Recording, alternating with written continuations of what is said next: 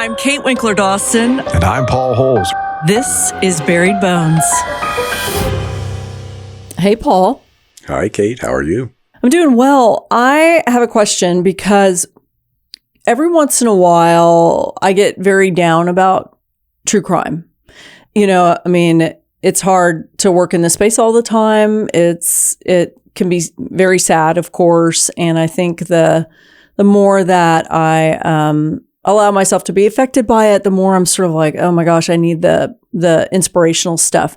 So since you were in the field and you worked for so long, what were the things that you saw, or maybe it's cases that you worked where they could have been awful, but you were inspired by something? I don't know if it's the family or a survivor or anything like that, where you just kind of thought, wow, this is a new perspective and one that I would not think somebody would be able to muster this up, but they have. Can you think of anything like that? Well, I can think of multiple examples of, I guess, surprising resilience. I think most notably, there's a case. This is the Ziana Fairchild case.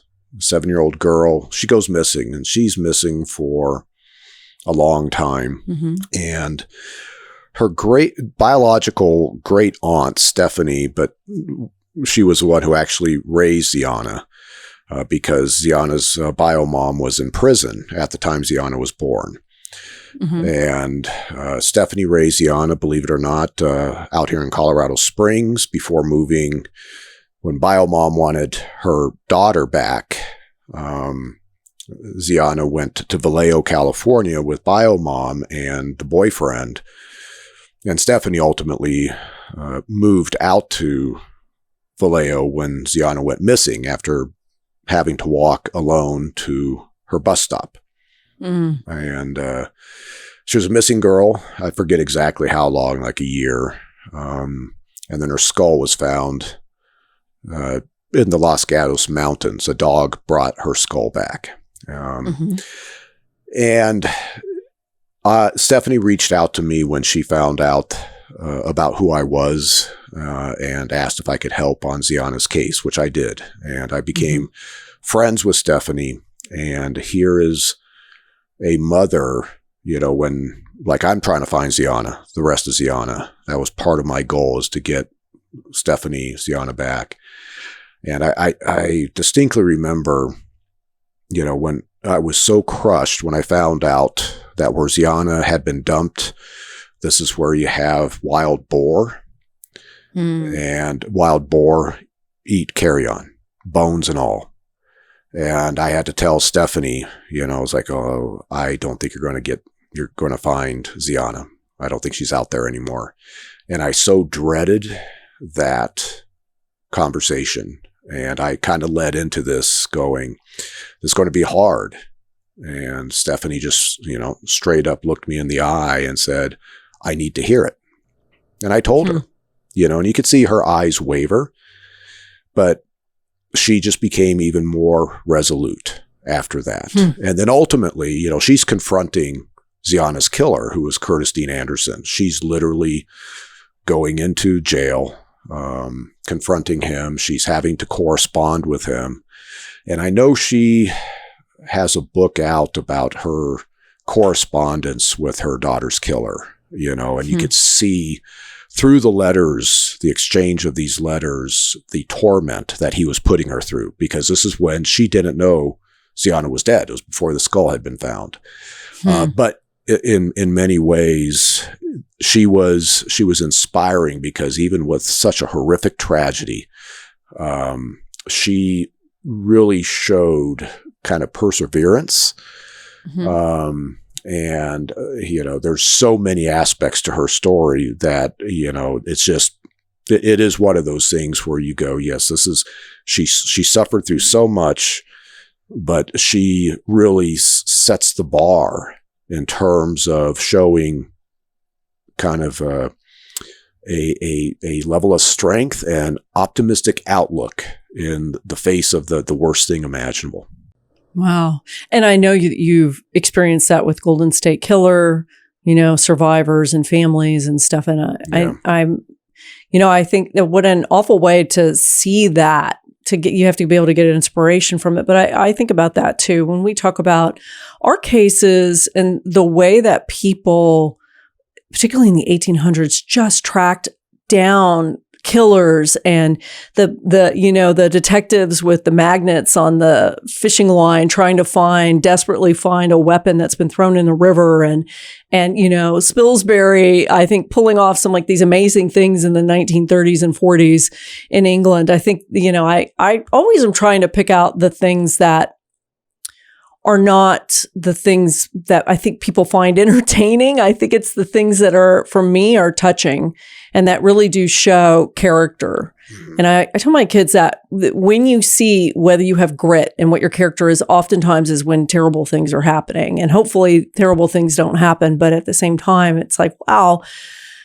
who would have thought that the person could have gotten through that? So I was thinking that you've witnessed so many of those types of stories that you must run into families where you just go, man, I don't know how somebody can do all this. And then it's inspirational. It is, because I think about, what if it happened to somebody that was close to me? How would I respond? Yeah.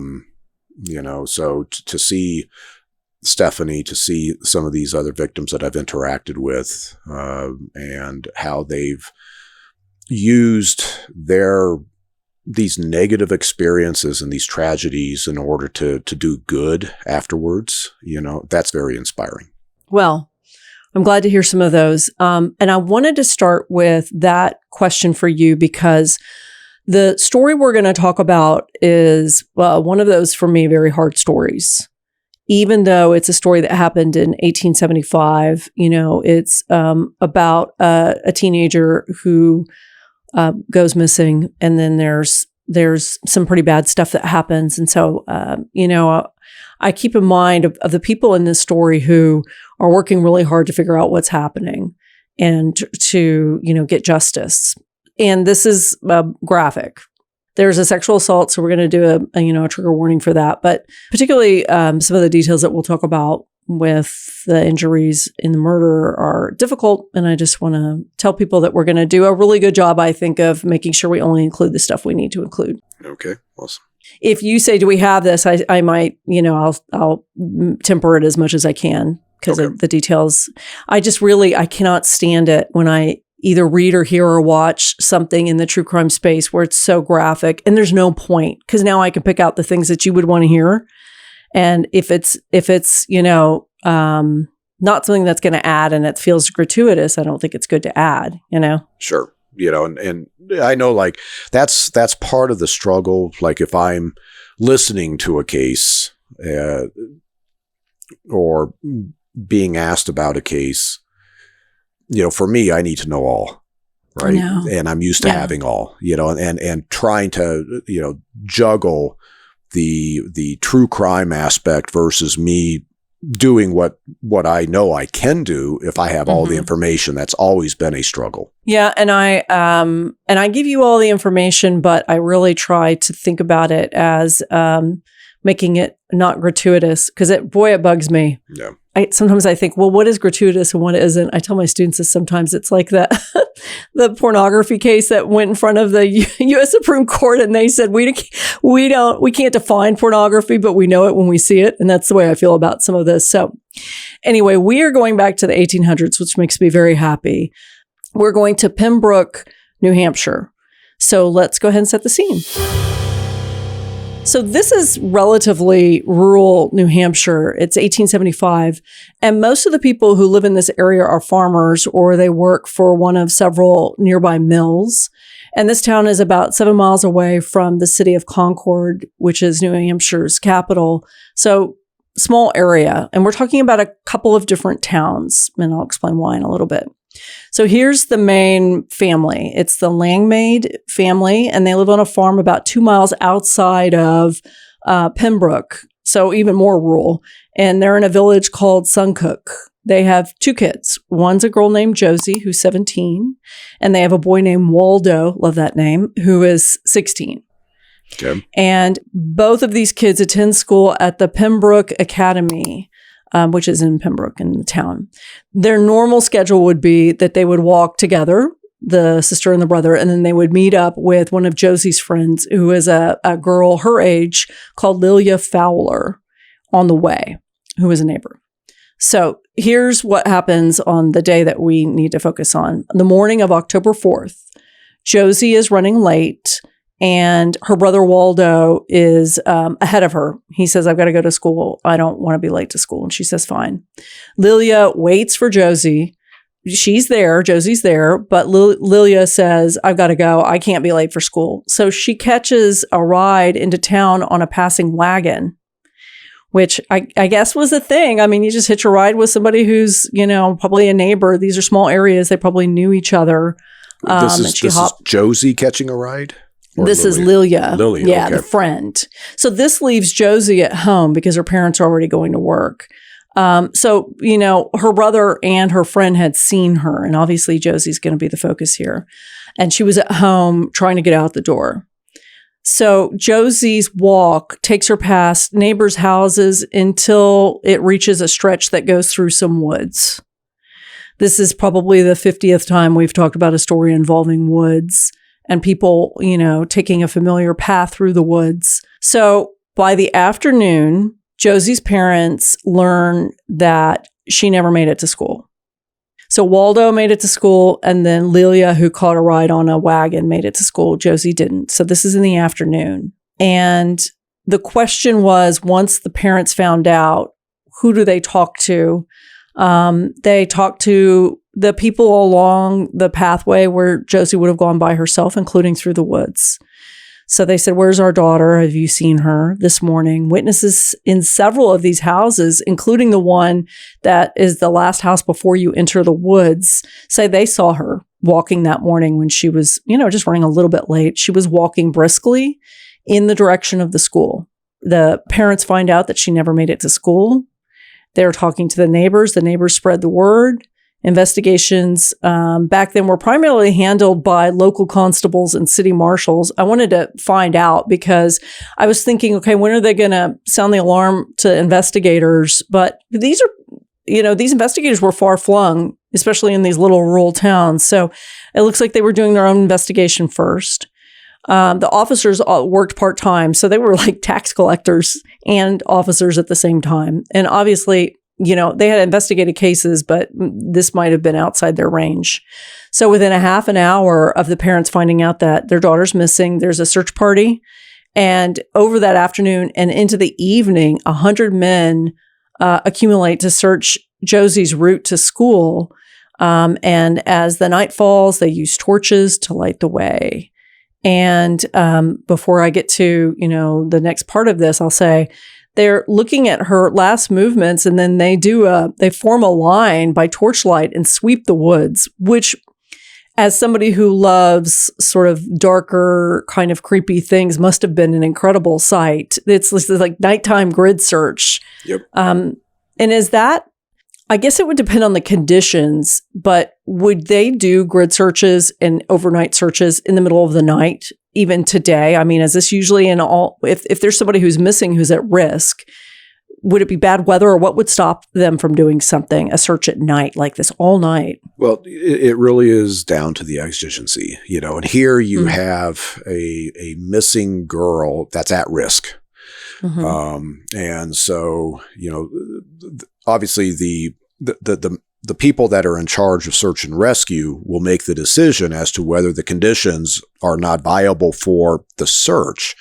Mm-hmm. But most certainly you see at night, you'll see these types of searches, not with fire, with flashlights, mm-hmm. but you have a grid search where everybody is within,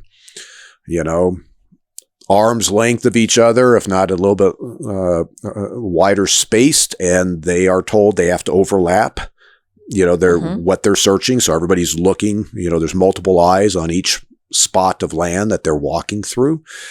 And there's other types of search patterns that can be done. So, back in 1875, to be frank, I'm quite impressed that they are doing a grid search. It is, the order of magnitude of how tough it is at night to see versus during the day is huge. You know, you're so much better during the day to see things. But when you have an at-risk youth, you do what you can. Yeah. Well, let me set this scene. They're at night. They're in these woods. I have a picture of the woods, 1875 picture, maybe a little bit older, but I know.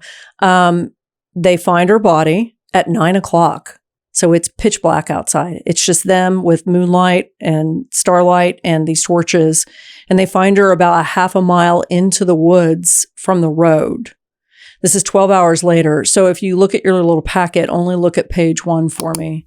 This to me looks like the road that would be, you know, Academy Road, I believe, is where the road that she took to go through these woods. Yeah. So this picture is showing, God, it's maybe half the width of a standard road today, but it's looks like it's dirt.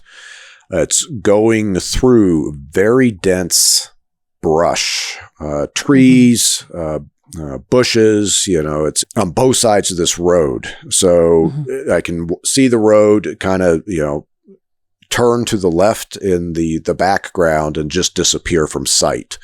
You know, so this, obviously there's limited visibility. You know, these kids walking down this path, and they would be doing this on a routine basis, you know, so that comes into my mind as whoever killed Josie, you know, is this somebody that knew the pattern? And when he saw that she was isolated, which is unusual considering she's normally with her brother and her friend, that just happened to station themselves at a location and sees Josie alone, fully expecting kids to be walking through at roughly this period of time. You know, or is there somebody that's just happened, you know, was Josie a victim of opportunity? Right now, can't say either way, but most certainly an offender could easily hide along this route and there'd be no witnesses to see that there's somebody there. Yeah, it'll be interesting to see what the investigators say about, was this a crime of opportunity or what happened? Let me give you the details about what happened with Josie. So she's 17, and when they come up on her, they immediately note many things. She's been decapitated. Her clothes are badly torn and covered in blood. Her body appears to be badly mutilated, though the full extent is not immediately clear, and they're not touching her. So once they locate her, I'm assuming they have people sit there all night until the next day. The searchers show up, and then we'll have a coroner investigator show up too. The next day, they find her head deeper in the woods. It's wrapped in a blue oilcloth cape that she had been wearing when she left the house. Oilcloth is a fabric that's been coated to make it water repellent, probably like linseed or something, linseed oil. Okay.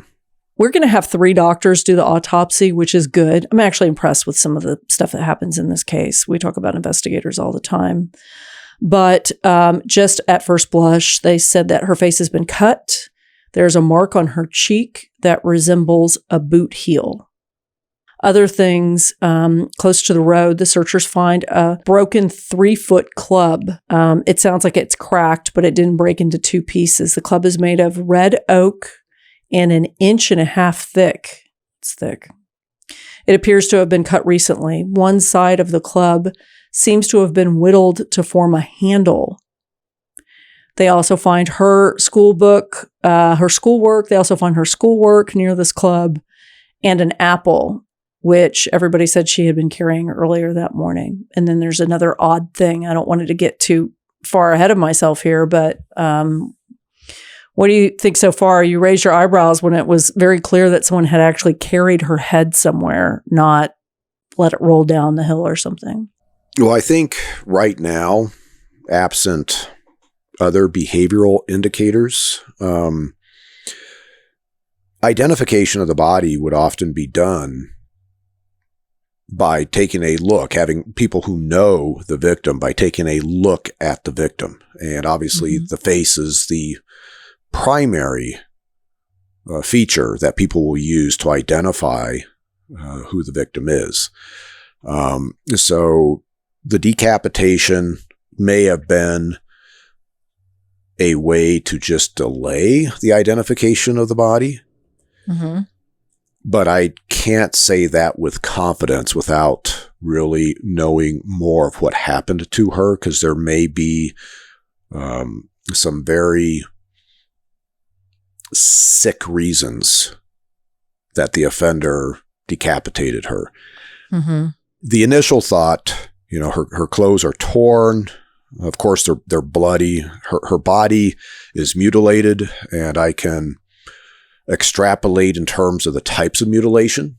Because this is sounding like a type of offender that I've seen at work with other victims, both in real life as well in my own cases, as well as textbook examples. Mm-hmm. The presence of this 3-foot club that has a handle already whittled into it. I think one of the questions that I have about that is this an object that has some sort of purpose in for whatever could be happening in this particular area, or was this an object that the offender made in order to hurt somebody? And if that's the case, and the offender has that with him, that's showing pre-planning.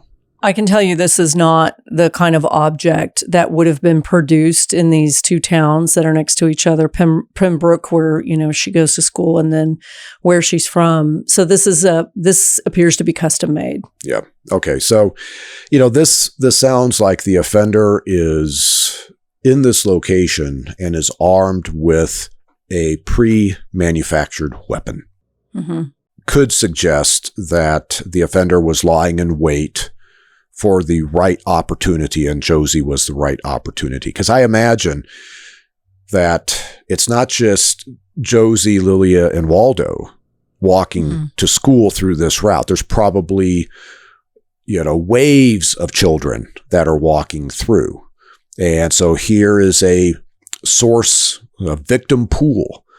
And now you have a predator going to where the prey's at. And just happens that particular day, Josie, because she was late, was the child that was isolated, and the predator pounced. Well, I was going to save this for later, but because you've been talking about it and you've gotten so good at mentioning things that I am going to tell you about, like literally I'll say, oh, I need to tell Paul this, and then you'll say it. It's like, we're right here, Paul, you and me right here. I'm going to go ahead and tell you now. So yes, you're right. This is a route that other kids would have used. This is an interesting part once the investigation really gets going into her murder. A classmate of Josie's said that on the day that she was murdered, that morning, he was walking to school on that same road. And at the point right before, there's a hill that you climb and you could see the school, and then it's literally all downhill after that. At the point right before the final hill, he heard a rustling in the bushes by the road. Okay, so kids, they like to hide in these bushes and jump out at each other, which is a good way to get punched in the face as far as I'm concerned. They love to scare each other, and that's what the classmate thought was happening when he heard the rustling.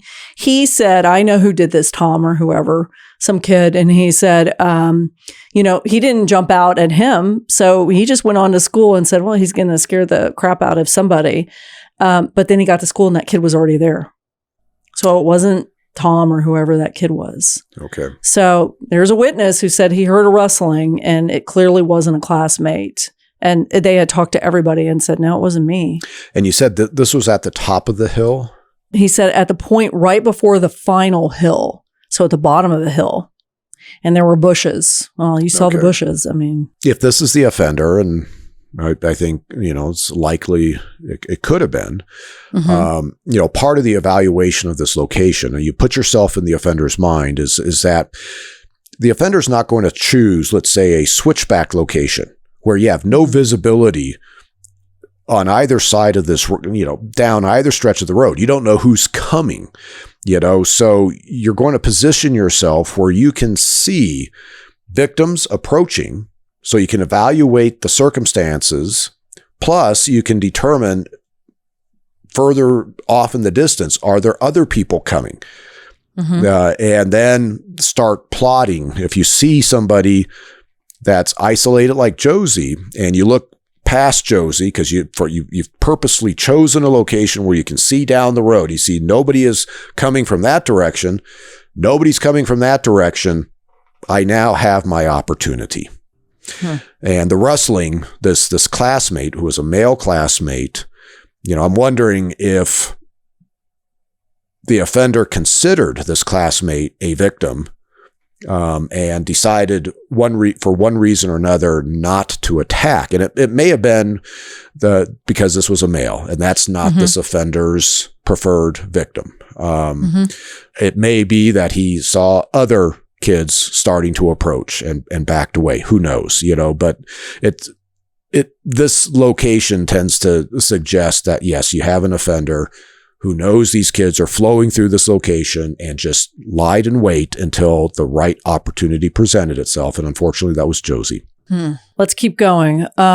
Something odd that I think will be important later on. According to some reports, there are twigs that are found tied together on top of Josie's body. We don't know where. They're kind of vague reports, but it will pop back up soon. So not right now, but for further down the line, they are going to find a mask. And it's made from carpet and has strings that had been tied in what's described as a Frenchman's knot, the same as the twigs found by Josie's body. Yeah. I don't know how that's significant. It looks like a stitch kind of knot. Is that right? Looking up this Frenchman's knot, it's basically a bowline knot with two loops. I know how to tie a bowline knot. It's something that can be used like camping. It's a knot in which it's very functional. It's very strong. If you were to tie it around an object, it's going to be very secure. But it's also a knot that you can utilize the loop in order to be able to put more of the line through to make like a quick release type of scenario, like using a twig in this new loop that you put through the existing loop. And so all you have to do in order to release whatever the rope is tied around is to remove the twig. And now you can just, boom, you can get up and go real quick. Now the use of the two loops, just with the real brief research I did watching a YouTube video, they indicated it's frequently used in search and rescue because you can get two loops around, let's say, a person's wrist. And so you have sort of an additional safety measure that rope is going to hold on to the person while you're trying to, bring them to safety. So that's my understanding of the Frenchman's, but I am familiar with the fundamental bowline knot. Okay. Well, hopefully that'll help us in a little bit. Now, I told you that they found, closer to the road, they found this club, and also that they found Josie's schoolwork and an apple. These were items that were found at the bottom of a hill. So I think this is the hill that the schoolmate was talking about, the last hill before you hit the school. So they're at the bottom of the hill. The bushes are left or right. We're not sure. If she had climbed to the top of the hill, she could have seen the school and they could have seen her. So they find this stuff at the bottom of the hill right before she would climb the hill. What they think is that the killer attacked Josie on that road before she reaches the hill, through the club and, all of this other stuff over, it says a stone wall, which I didn't see a stone wall anywhere, but then dragging her body into the woods. And I'll have an autopsy report right now where they found that she had been sexually assaulted. And then, he or who they took the head into the woods further. And then one other point before we comment or we talk about the autopsy, she had been wearing a plain gold ring that she always wore. She had worn a gold enameled breastpin. She had 5 cents on her and some other small items that were trinkets, and they're all missing. Yeah, those are souvenirs, so that really is informative about this type of offender. This is now a fantasy motivated offender. He's not taking these items because they have value. He's taking these items because he wants to hold on to them. They're a source of memory for him. It's also a feeling of conquest. When he looks at those items, he knows, he'll remember basically conquering Josie. So it's very informative about the mindset of this offender. The location of the school books, or is it school books? It's schoolwork. So it's schoolwork in an apple. Yeah. The location of Josie's schoolwork in Apple. Yes. That suggests that's likely where she is confronted by the offender. Even though the club is there, I need to know more about Josie's injuries to determine what, was she hit like over the head with this club at this location? It's also possible the offender just used his physical presence, threatened her with the club, and then made her walk back further into the woods before he attacked her and killed her. Okay, get ready for this. So if you all do not want to listen to this, I don't blame you. There's some pretty brutal details in here, so you can please feel free to skip ahead. 3 doctors conduct this post-mortem examination. And by the way, in the meantime, they've hired a detective from Boston who's coming in and looking at a lot of stuff. So that's good. So now we have I assume an actual detective who's coming in. 3 doctors work on this. They examine her body. Here's the first thing. They find that her thumb and several small bones are broken on her right hand, and they believe that she caught the club when the killer was swinging it at her. Yeah, defensive injuries. It looks like she was struck twice, once on either side of her head. And the doctors believe that the boot heel impression was from the killer jumping on her head. Yeah, well, I don't know how they're concluding jumping or stomping or, holding her down, with the bottom of his foot.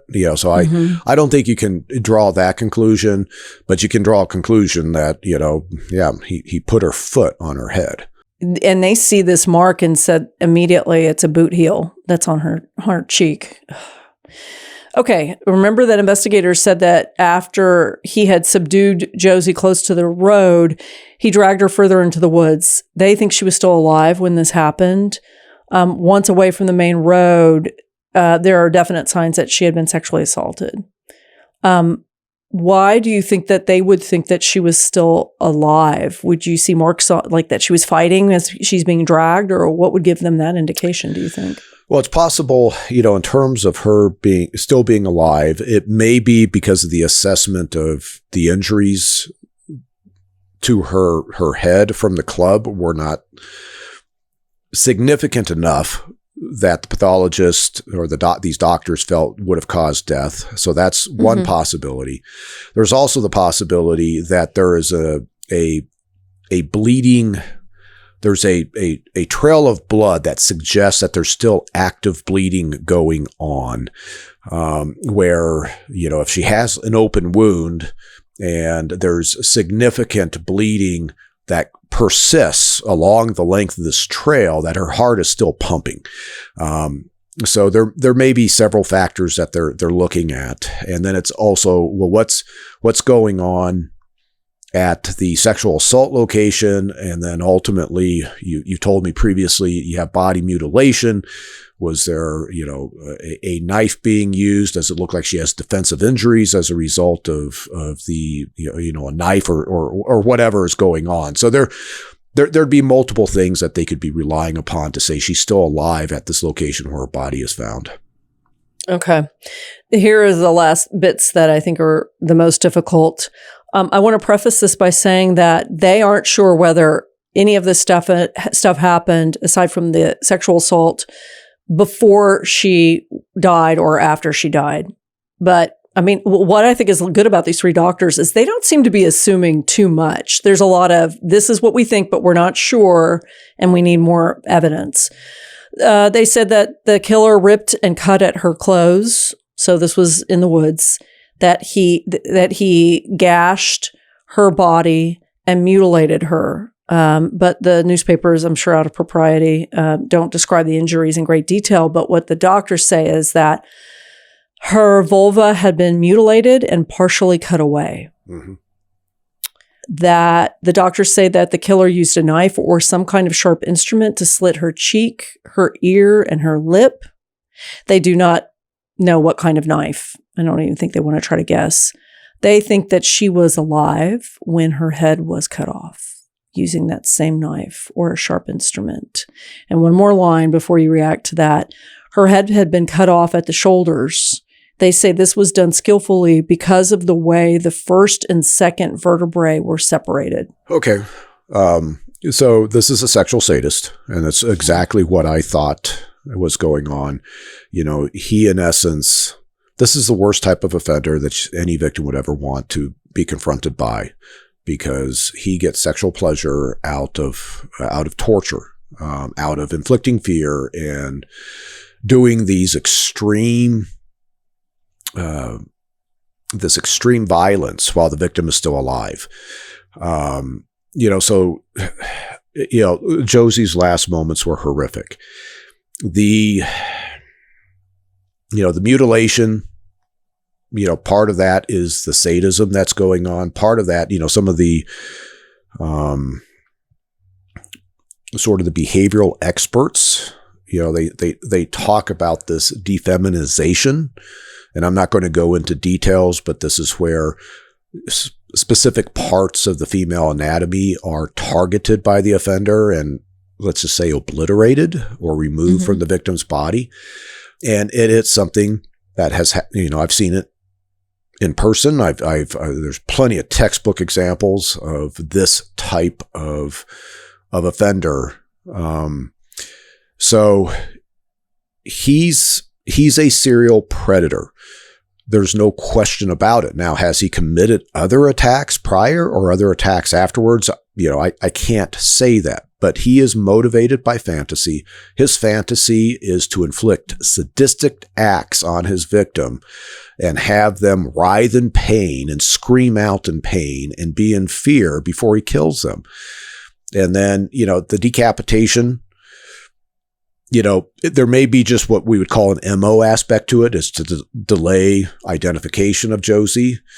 But the offender may be, let's just say, continuing to do sexual acts with her decapitated head.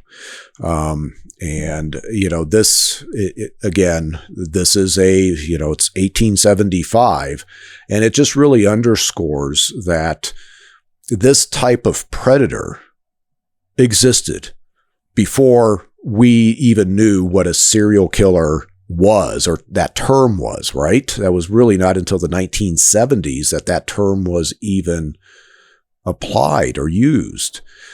And I go back that you think about the lore of these various monsters, the werewolves, the vampires.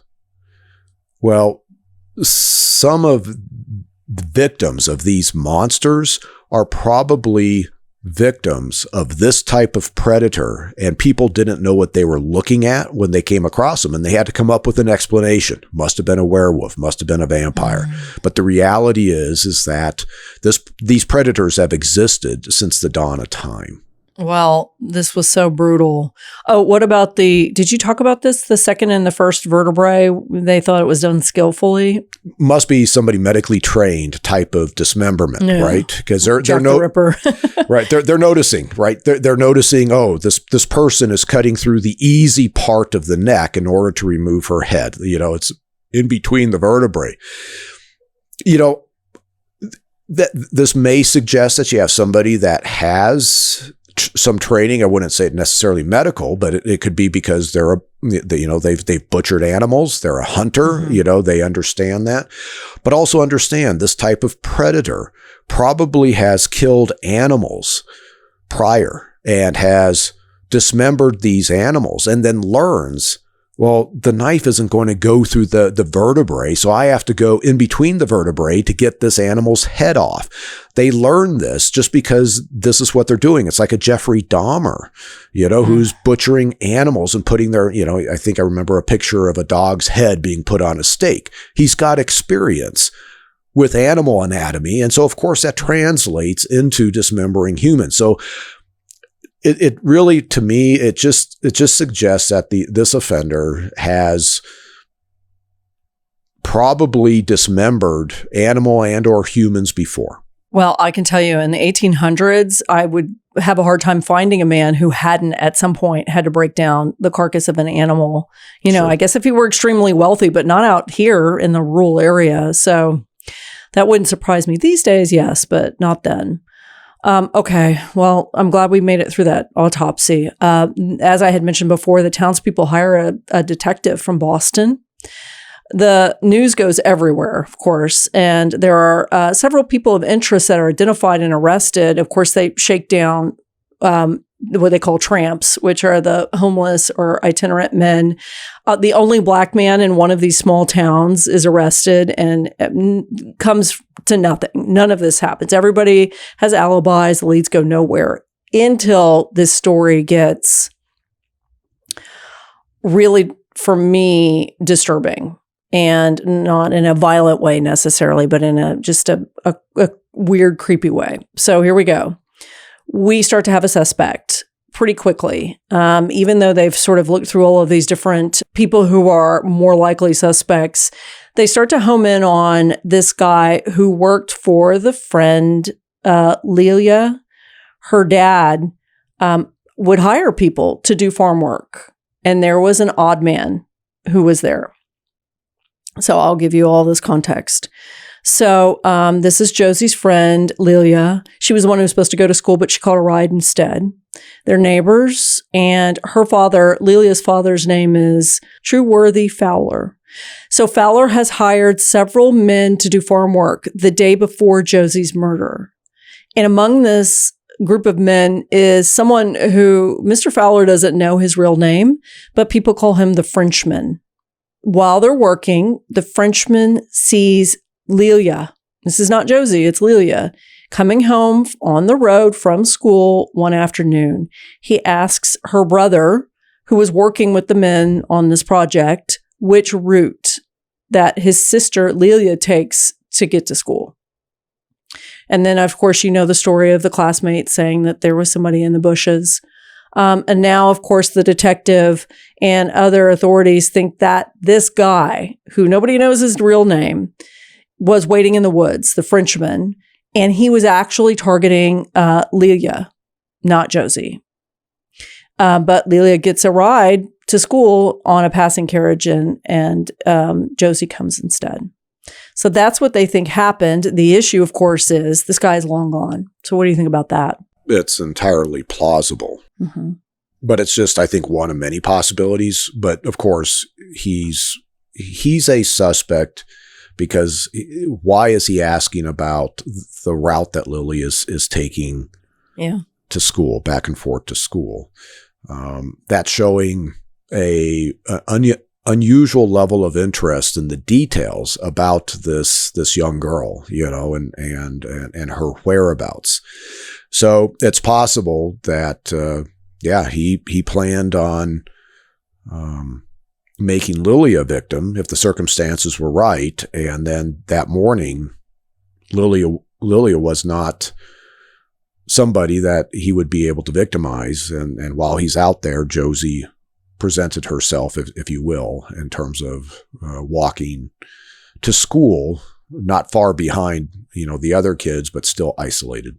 Okay, well, let's start putting this together. And this is where I become impressed with some of the folks here in New Hampshire. October 8th, we're going to go back a little bit. This is 3 days after Josie's murder. Trueworthy Fowler comes into play, Lilia's dad. So remember, he knows this information. I think his son had said, well, your weird guy, who now is gone as of the day that Josie was murdered, asked this question about Lelia. He has this information in his head. Fowler happens to be what's called a selectman of Suncook, where everybody's from, and it's like a mayor. So 3 days later, while he's ruminating on all of this and this mystery Frenchman, he gets a letter from a judge in the town of St. Albans, Vermont, which is close to Canada, I'm sure you know. So the letter is from a judge who says, you need to hear about this. There's a murder that happened in St. Albans, and it sounds kind of like what happened in your town to Josie. The judge says that about a year earlier, the evening of Friday, July 24th, 1874, there's a young school teacher named Marietta Ball. She is at the school building where she works, and this is at night. She locks up by herself, and she sets off on a 1-mile walk to a friend's house. Part of the walk is through a wooded area. The road is not heavily trafficked. She never made it to the friend's house. Her body was found about halfway between the school where she locked up and the friend's house. She was found off the road in the woods. They say 40 yards. I like it when they say rods. It's 40 rods into the woods. And, that is now 16 and a half feet per rod. So it's, 660 feet off the road and into the woods. Evidence she had been raped. Marietta is described as, I don't know what this means, uncommon muscular strength. There are a lot of signs, according to the medical examiner or the coroner there, that Marietta fought very hard against the attacker. But we don't have a lot of information about the autopsy. But here's the Frenchman's knot, and then I'll pause. The mask, there's a mask that's found near Marietta's body. It's made out of carpet and has strings that have been tied in what's described as a Frenchman's knot, which is the way that the twigs were tied above Josie's body a year later. Mm-hmm. There you go. So what do you think about all that? Well, this Frenchman's knot, the commonality between the two victims, I think that's reasonably significant. I don't know how much weight to put on that because I don't know back then in terms of, how common was it this particular knot being used? I would tell you today that would be hugely significant because you just never see that. In all the cases in which I've had knots, the reality is that, with the exception of one case, which wasn't even my case, it was one out of Coronado. Most of these knots are what I'd call cluster knots. These are just the offender tying half hitches on top of half hitches. I've got, shoelace knots,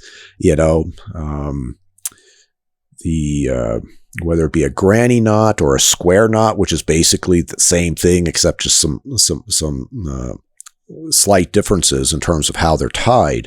Mm-hmm. That's what you see. And so the use of a specialized knot, like the Frenchman's knot, right now I go, yeah, there's significance that in both victims that this knot is present. Both victims have where they're attacked in the woods is similar. It's like a lying in wait, and the offender is comfortable utilizing, let's say, the brush or the trees in order to hide. We've got sexual assault in both cases. In Marietta's case, you're not talking about any of the mutilation or the kind of the sadistic aspects that we see in Josie's case, but it sounds like we don't have those types of details. Because that, for me, would, in essence, if there was similar mutilation occurring where I'm going, yeah, this is a sexual sadist at work, then I would say the same offender killed both of these women. Right now, I would say it's likely these cases are related.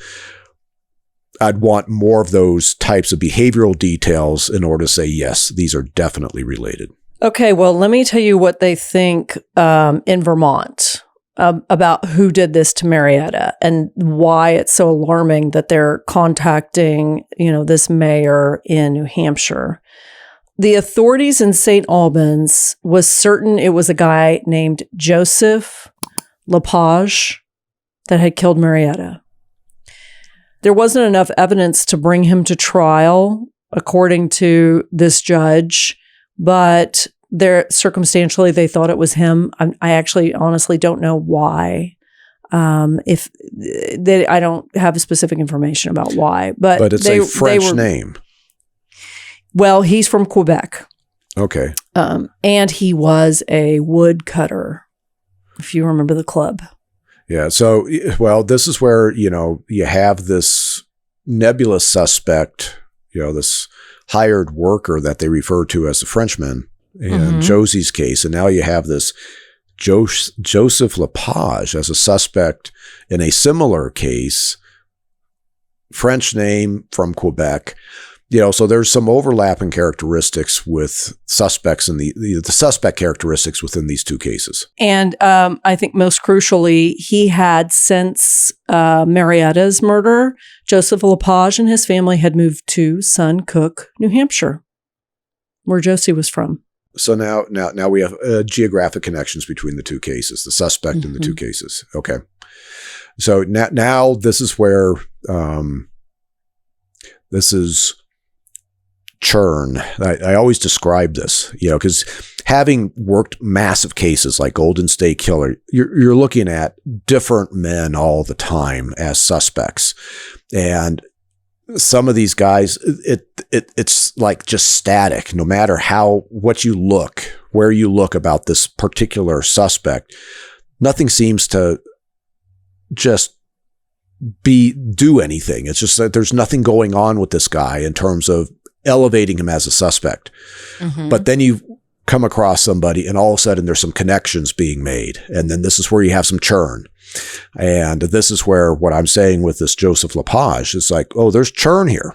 Now, is he the killer? I can't say that right now, but you know what? There's enough here where he's percolating to the top and is going to get my full attention. Well, here we go. October 13th, the authorities from New Hampshire Attorney General's office arrest Joseph at his house.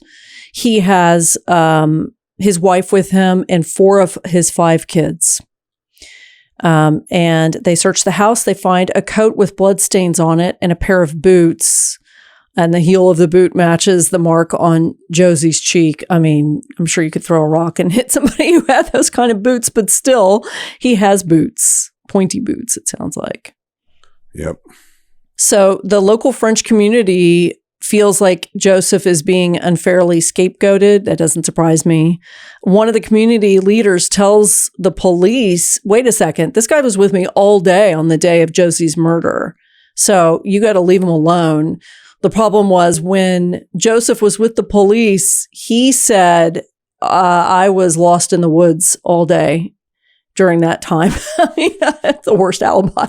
But I have said I often have terrible alibis if something happened and I was accused of murder. So I'm driving around in a circle in my neighborhood listening to Taylor Swift. So, this is why alibi witnesses can be unreliable. I just couldn't believe it. Yeah. So there you go. And we've talked about this, communities coming together to get behind people, even though they're sure they're guilty.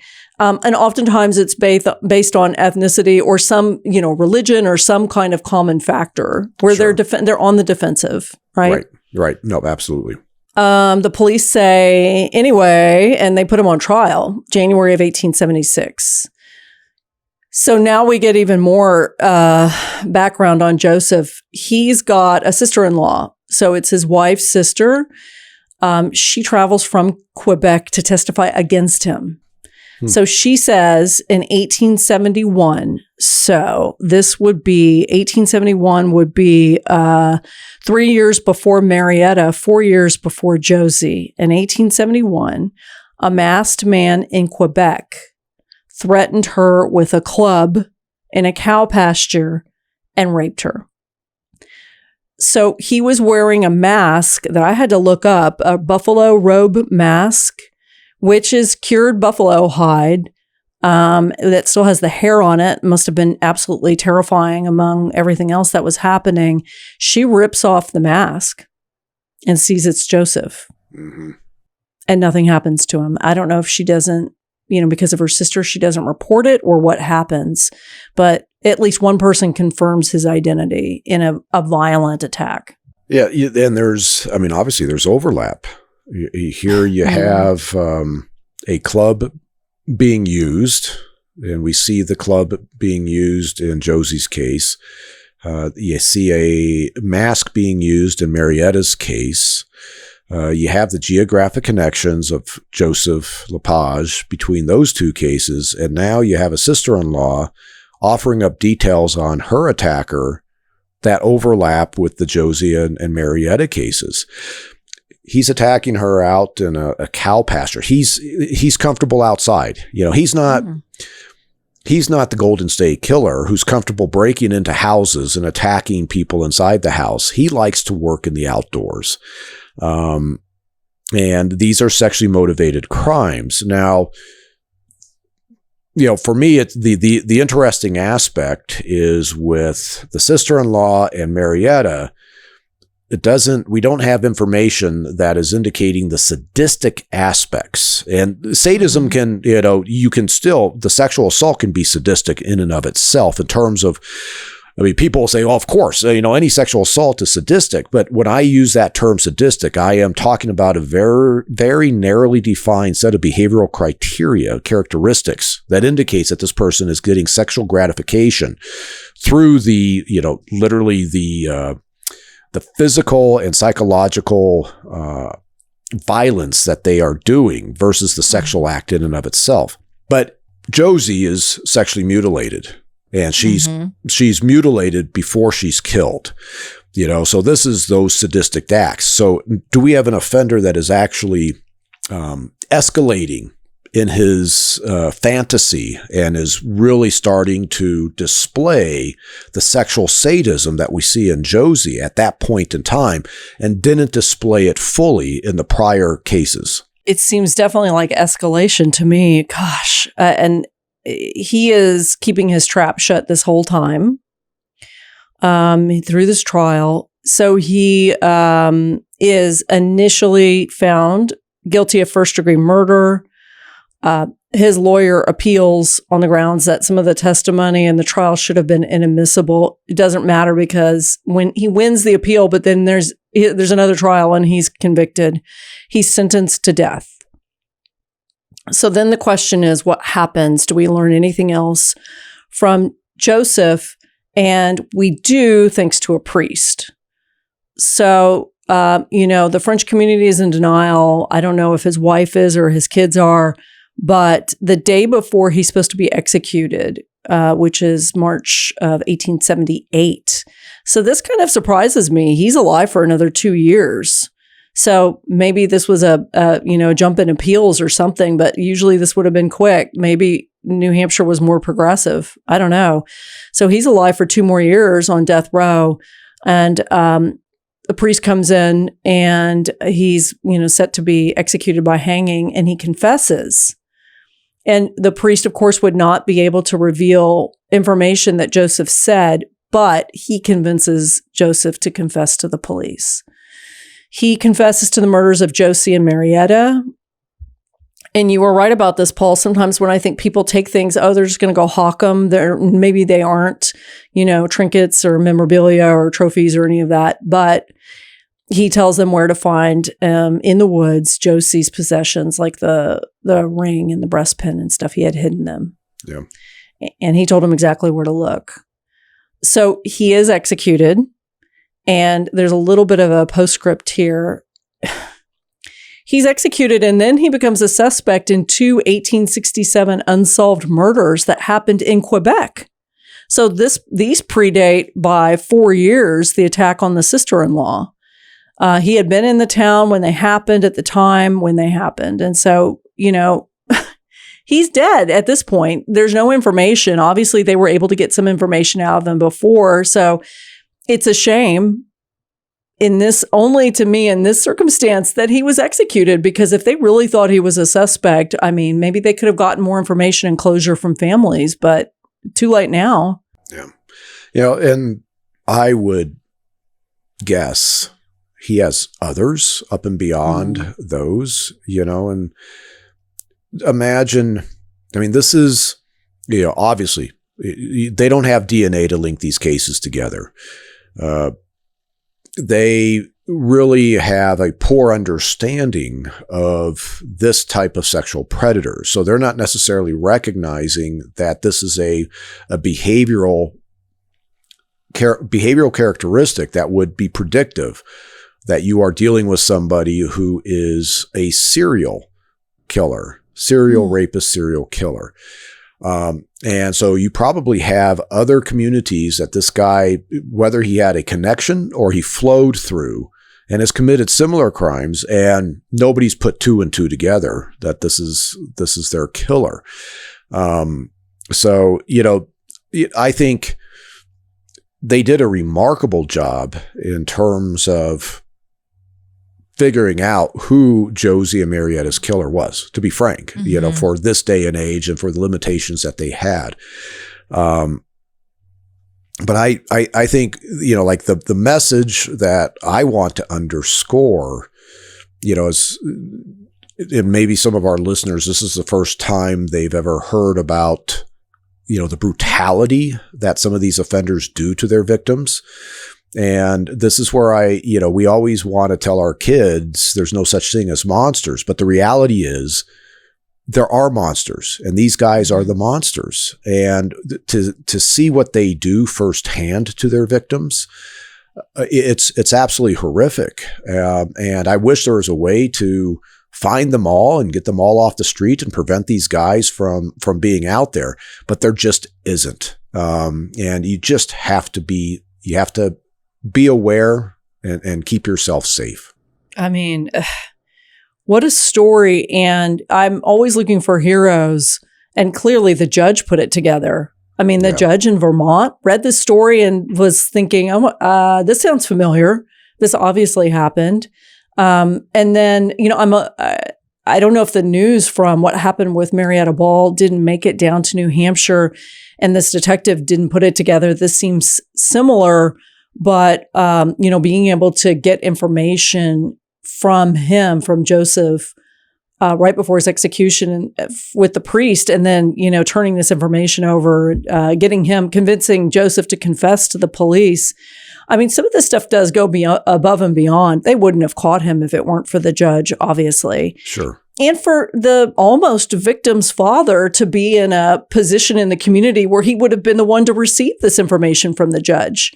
So, we talk about jurisdiction issues today, and there's just, we've got two communities reaching out to each other and getting information in 1875, which to me is pretty amazing. That's impressive. And I actually put a lot of stock into the strength the sister-in-law had. Yeah, absolutely. Because, she's going against, her own sister to go testify against her sister's husband, and is putting it out there that she was a rape victim of this guy. So there's a lot of barriers she had to overcome to have the strength and the courage to get on the stand to testify against, her brother-in-law. Absolutely. And picking up on things like the classmate who said, yeah, I thought that was weird that somebody was in the bushes. I mean, you have all of these people who are the neighbors who are noticing Josie. These are small communities where generally now, but especially in the 1800s, people are looking out for each other very closely. So you can see everything happening, what happens to her, even though she's alone at the time when she unfortunately encounters this guy. We've got enough people who have an eye out and are putting pieces together pretty quickly. I was surprised. This is a very upsetting story, but also, in a lot of ways inspirational that you have all of these people thinking, okay, what do we need? The priest, we've got to get a confession out of this guy, and I'm frustrated that they executed him. And now we don't know what's going on with these other cases. Sure. And I think from an investigative side, early on when you're talking about the route that the kids would take, and they're walking through a neighborhood and then going through the woods, for me, I immediately was binning two different suspect pools. And one of the common suspect pools is somebody who lives along the route and is watching these kids day in and day out. And they just happen to be somebody that's willing to victimize. And then the other route, and this is what this Joseph LePage, this other suspect pool, this Joseph LePage fell into, is that, well, what is the transient population in the area?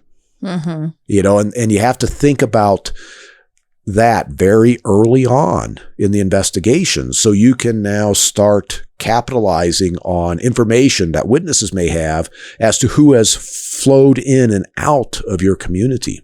Nowadays, sometimes we get that off of surveillance cameras and stuff. Back then, it's, well, who's been here? And it turns out, Lilia's dad was hiring this, pool of transients, if you will, and brought Joseph LePage into contact with his daughter. I still don't understand about the Frenchman's knot on the twigs. I mean, maybe that was some kind of rumor, but I don't think so. I'm not sure what he was thinking with that. The Bolin knot is a very, very versatile knot, and of course, I'd like to see how it was used to tie these twigs up, but it just tells me this is a knot he is familiar with being able to tie. I can tie a Bolin knot, and now that I've seen how a Frenchman's knot is tied, I can tie a Frenchman's knot. So it's I don't think it's anything that's behaviorally significant what he's doing. It's just a knot he's familiar with, and it's a knot he knows will be, suitable for this particular application. Well, when I first thought about this story, I was not thinking this was going to be a serial killer story. And then I started reading it and thought, oh my gosh, a serial killer from 1875. It's incredible. Well, and this is the same type of offender as Jack the Ripper. Yeah. And the same ones that we're getting every, in 2025 too. And that's the point. Yeah. These guys have, just like exactly what you said, these guys have been around since the beginning of time. Mm-hmm. Well, Paul, hopefully no serial killers next week, but I guess we're going to see. I like the serial killer story every once in a while, but sometimes I need a little bit of a break, and that was a hard one, but you did a great job giving me some insight. Thank you. Yeah. Well, you can always throw a serial killer case at me anytime, Kate. Okay, good to know. Okay, I will see you next week. All right, sounds good. Take care.